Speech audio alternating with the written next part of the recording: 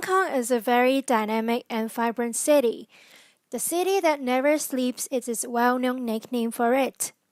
Hong Kong's iconic feature is its large overhanging neon signboards everywhere and anywhere in the city.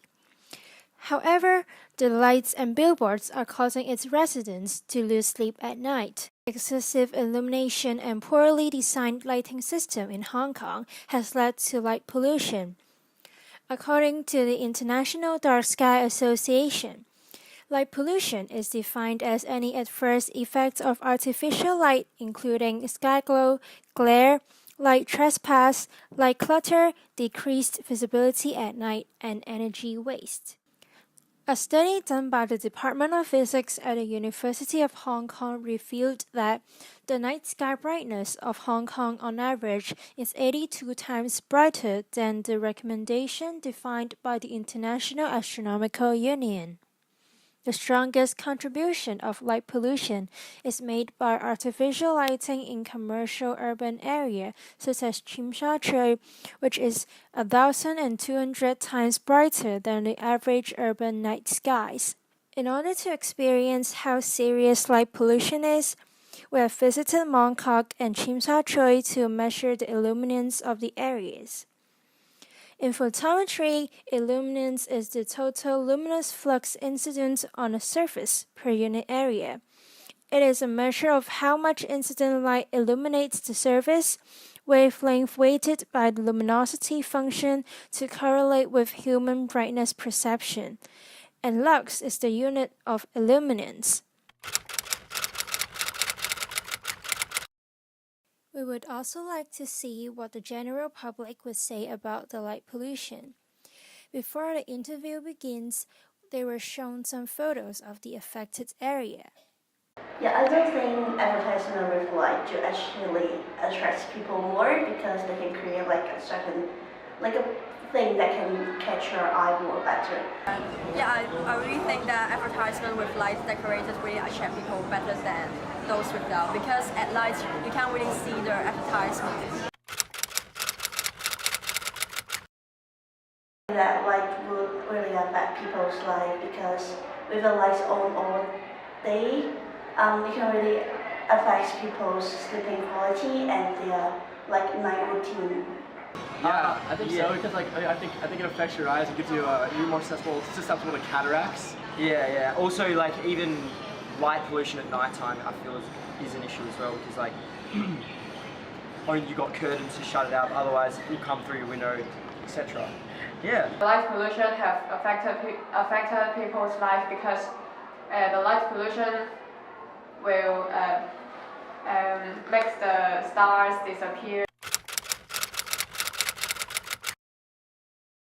If I were living in a place like Mong Kok or TST. If I'm living in a place with serious light pollution, If I'm living in a place that have a serious light pollution, I wouldn't really like it over there because there's too much light. I cannot really sleep well at night. Maybe I can only sleep well before light on call when the light advertisement is not on. So it really affects my daily routine. It will really affect my sleeping and really affect my energy during morning because I could sleep and relax or recharge myself. Before looking at the shocking numbers, let's have a look at the standards suggested by the International Commission of Illumination. The light intensity of streets at night should be 200 lux, whereas the light intensity of commercial residential area at nighttime should be 20 lux and should be reduced to 5 lux after 11 p.m. As you can see, no matter in the daytime or nighttime, the lux level in these two areas are way higher than the international standards. Maybe about 2,000 or to 4,000 lux. I guess 4,000 to 5,000.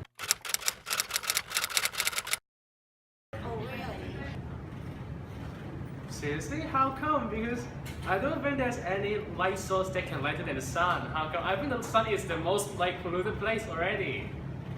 Light pollution has a series of negative effects on humans. Light with blue or white wavelengths have the ability to alter circadian rhythm. Circadian clock affects physiological processes in humans. The processes include brain wave patterns, hormone production, cell regulation, and other biological activities.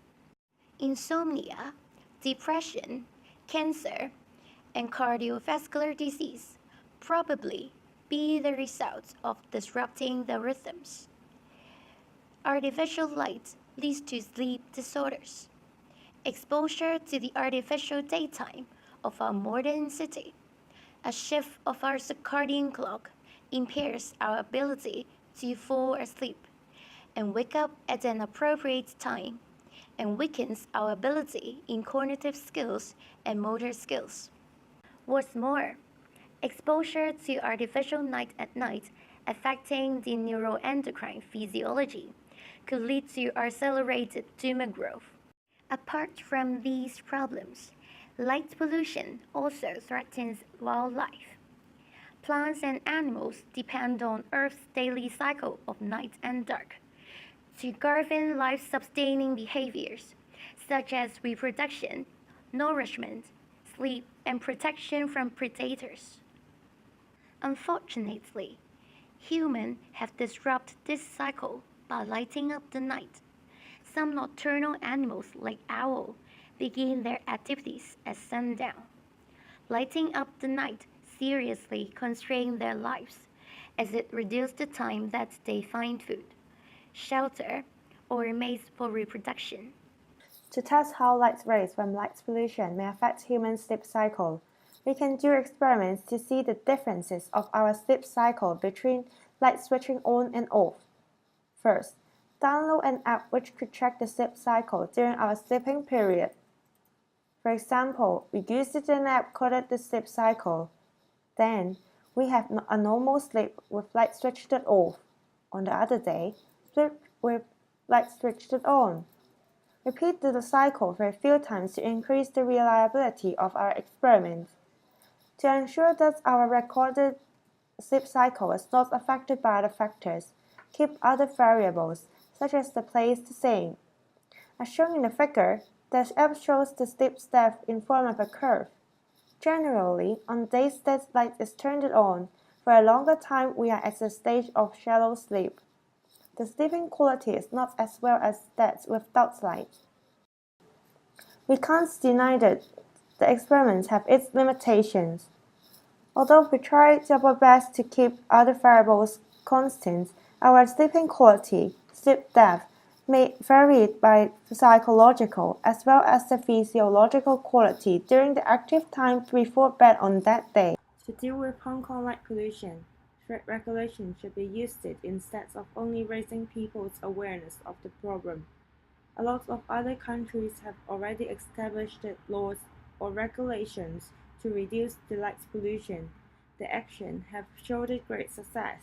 Other than simply encouraging people switching off lights at a certain period, government can set strict limits on the luminance of advertising lights. Through this way, the total amount of light emitted can be under control, in order to make the advertising board attractive than others. Competition on the luminance of the light bulb may occur between the commerce. Setting limits on the luminance is fair to every shops and commerce. It could show high effectiveness on easing light pollution problem where the situation is adverse at the moment, such as in Mong Kok and Tsim Sha Tsui. By then, everyone can have a good night's sleep.